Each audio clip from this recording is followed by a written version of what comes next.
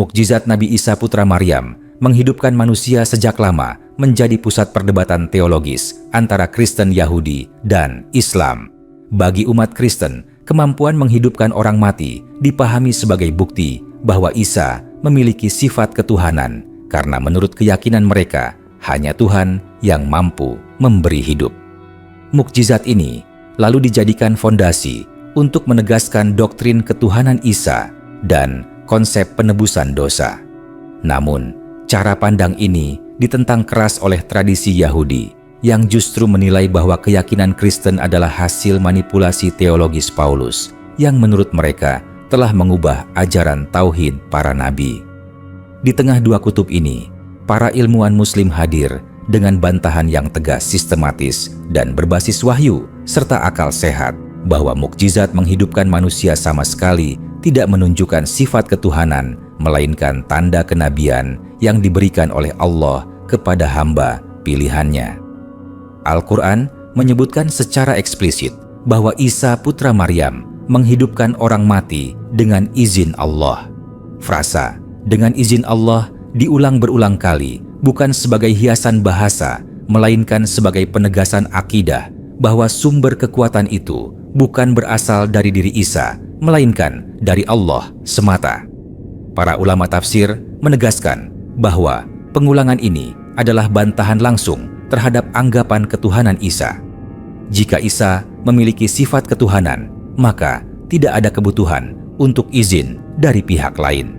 Ketergantungan pada izin menunjukkan keterbatasan dan keterikatan yang mustahil bagi Tuhan yang Maha Esa. Dengan demikian, mukjizat tersebut justru menjadi bukti bahwa Isa adalah hamba dan rasul, bukan Tuhan. Para ilmuwan Muslim juga mengajukan argumentasi rasional yang kuat. Mereka menjelaskan bahwa mukjizat adalah peristiwa luar biasa yang Allah tampakkan melalui tangan para nabi sebagai bukti kebenaran risalah mereka. Mukjizat tidak menunjukkan bahwa nabi tersebut memiliki kekuatan intrinsik yang berdiri sendiri. Nabi Musa membelah laut bukan karena ia menguasai hukum alam, melainkan karena Allah menolongnya. Nabi Ibrahim selamat dari api bukan karena api tunduk kepadanya, tetapi karena Allah memerintahkan api menjadi dingin. Dengan logika yang sama, Nabi Isa menghidupkan orang mati karena Allah menghendaki hal itu sebagai tanda bagi kaumnya. Jika setiap mukjizat diartikan sebagai ketuhanan, maka semua nabi harus dianggap Tuhan yang jelas bertentangan dengan akal dan wahyu. Klaim Kristen bahwa hanya Tuhan yang bisa menghidupkan dan mematikan juga dikritik oleh ulama Muslim dengan penjelasan yang rinci.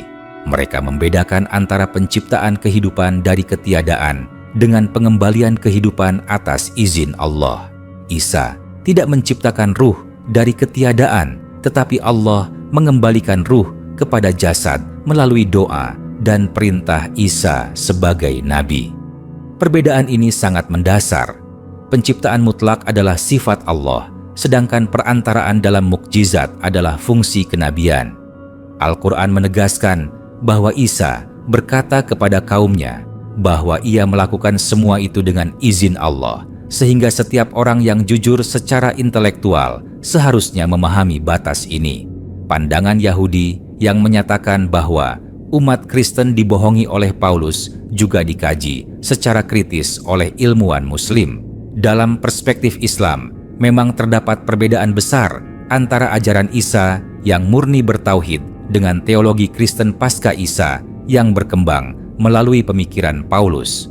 Banyak ulama sejarah menyebutkan bahwa Paulus tidak pernah bertemu langsung dengan Isa, namun ia memiliki pengaruh besar dalam merumuskan doktrin ketuhanan Isa dan penebusan dosa.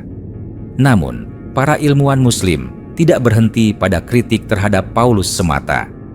Mereka menegaskan bahwa penyimpangan teologi Kristen adalah akibat dari meninggalkan wahyu asli dan menggantinya dengan spekulasi filsafat dan pengaruh budaya Romawi.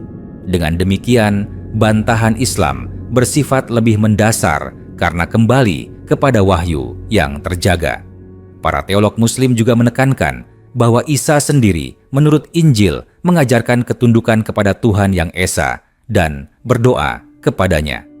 Doa Isa sebelum menghidupkan orang mati menunjukkan penghambaan, bukan ketuhanan. Seandainya Isa adalah Tuhan, maka doa menjadi tidak bermakna. Konsep Tuhan yang berdoa kepada Tuhan lain adalah kontradiksi logis yang tidak dapat diterima oleh akal sehat. Ulama Muslim menggunakan pendekatan logika ini untuk menunjukkan bahwa doktrin ketuhanan Isa tidak hanya bertentangan dengan Al-Quran, tetapi juga dengan prinsip rasionalitas. Selain itu, para ilmuwan Muslim menjelaskan bahwa kemampuan menghidupkan orang mati tidak unik pada Isa jika dilihat dari perspektif mukjizat. Al-Quran menyebutkan kisah orang yang dimatikan 100 tahun lalu dihidupkan kembali sebagai pelajaran bagi manusia, dan juga kisah para pemuda yang tertidur panjang dalam gua. Semua itu terjadi tanpa menjadikan tokoh-tokoh tersebut sebagai Tuhan. Hal ini memperkuat kesimpulan bahwa mukjizat tidak pernah menjadi dasar ketuhanan dalam ajaran Islam. Ketuhanan hanya ditetapkan oleh sifat keesaan kemandirian dan kekuasaan mutlak yang tidak dimiliki oleh makhluk manapun. Bantahan keras ilmuwan Muslim juga diarahkan pada aspek moral dan spiritual. Mereka menyatakan bahwa menjadikan Isa sebagai Tuhan justru merendahkan martabatnya sebagai Nabi Agung yang mengajarkan tauhid. Isa diutus untuk mengembalikan manusia kepada penyembahan kepada Allah, bukan untuk disembah. Ketika mukjizatnya dipelintir menjadi bukti ketuhanan, maka pesan utama risalahnya justru hilang. Islam memuliakan Isa dengan menempatkannya sebagai nabi besar yang lahir secara ajaib, berbicara sejak bayi, dan diberi mukjizat luar biasa, namun tetap sebagai hamba Allah yang taat. Pada akhirnya, posisi Islam sangat jelas dan konsisten. Mukjizat Isa menghidupkan manusia adalah tanda kekuasaan Allah dan bukti kenabian Isa, bukan bukti ketuhanan. Klaim Kristen dianggap sebagai kesalahan teologis yang lahir dari penafsiran keliru, sementara kritik Yahudi terhadap Paulus hanya menyentuh sebagian masalah tanpa kembali kepada wahyu yang benar. Islam hadir dengan koreksi menyeluruh yang menggabungkan wahyu yang terjaga akal sehat dan sejarah. Dengan kerangka ini, bantahan ilmuwan Muslim tidak hanya keras, tetapi juga kokoh karena berdiri di atas prinsip tauhid yang murni dan konsisten dari para nabi sejak awal hingga akhir. Dalam literatur keilmuan Islam, pembahasan tentang mukjizat Isa juga diarahkan pada kekeliruan metodologi berpikir yang sering digunakan dalam polemik lintas agama. Para ilmuwan Muslim menilai bahwa sebagian kalangan Kristen melakukan lompatan logika dari peristiwa luar biasa menuju kesimpulan teologis tanpa kaidah yang sah. Sebuah kejadian spektakuler lalu dipisahkan dari konteks wahyu dan niat pengutusannya. Padahal, dalam tradisi kenabian, setiap mukjizat selalu berfungsi sebagai penguat risalah, bukan sebagai penanda perubahan status nabi menjadi Tuhan. Kesalahan metodologi ini dianggap sangat fatal karena membangun keyakinan besar di atas asumsi yang rapuh. Ulama akidah menjelaskan bahwa salah satu ciri ketuhanan adalah tidak bergantung pada sebab dan tidak terikat oleh waktu serta tempat. Isa hidup dalam waktu tertentu dilahirkan, dibesarkan merasakan lapar, tidur, dan kelelahan. Mukjizat yang terjadi pada dirinya berlangsung pada momen tertentu dan tidak setiap saat.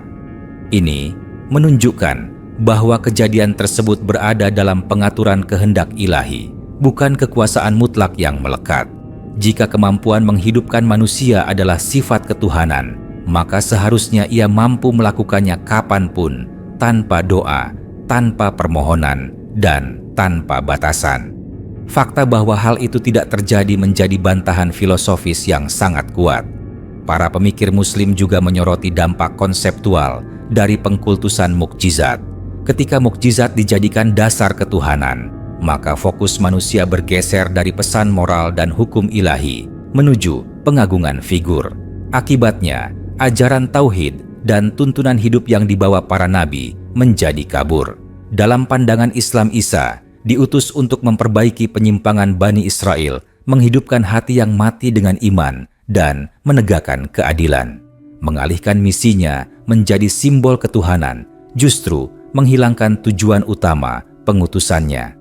Dalam diskursus sejarah agama, para ilmuwan Muslim juga mengkritik bagaimana teks-teks pasca Isa mengalami proses teologisasi yang panjang.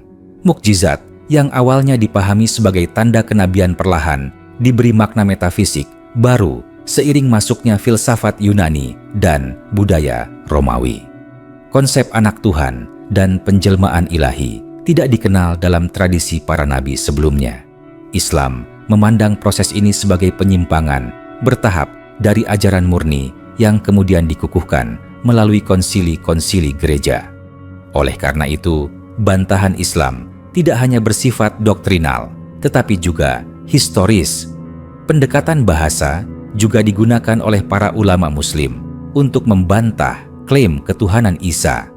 Mereka menunjukkan bahwa istilah-istilah yang digunakan dalam teks Kristen sering bersifat metaforis dan simbolik, namun kemudian dipahami secara harfiah. Ungkapan anak Tuhan misalnya dalam tradisi Ibrani digunakan untuk orang-orang saleh dan pilihan tanpa makna biologis atau ontologis. Ketika bahasa simbolik ini diartikan secara literal, maka lahirlah keyakinan yang bertentangan dengan konsep keesaan Tuhan. Al-Quran datang meluruskan pemahaman ini dengan bahasa yang tegas dan tidak ambigu.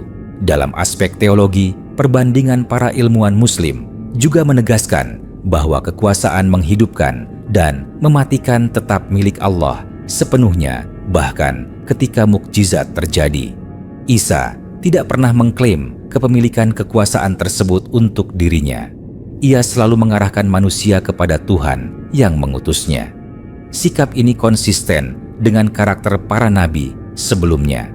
Tidak satu pun dari mereka meminta disembah atau mengalihkan ibadah kepada dirinya. Dengan demikian, menjadikan Isa sebagai objek ibadah justru bertentangan dengan teladan yang ia tunjukkan sendiri. Bantahan Islam juga menyentuh aspek keadilan ilahi.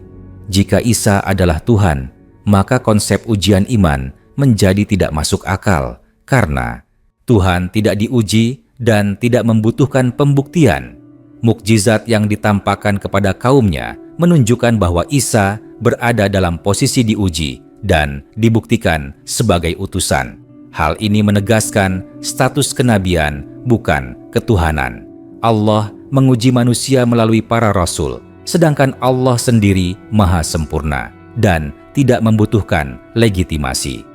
Di sisi lain, para ilmuwan Muslim tidak menafikan keagungan mukjizat Isa. Mereka justru menempatkannya sebagai salah satu mukjizat terbesar dalam sejarah manusia.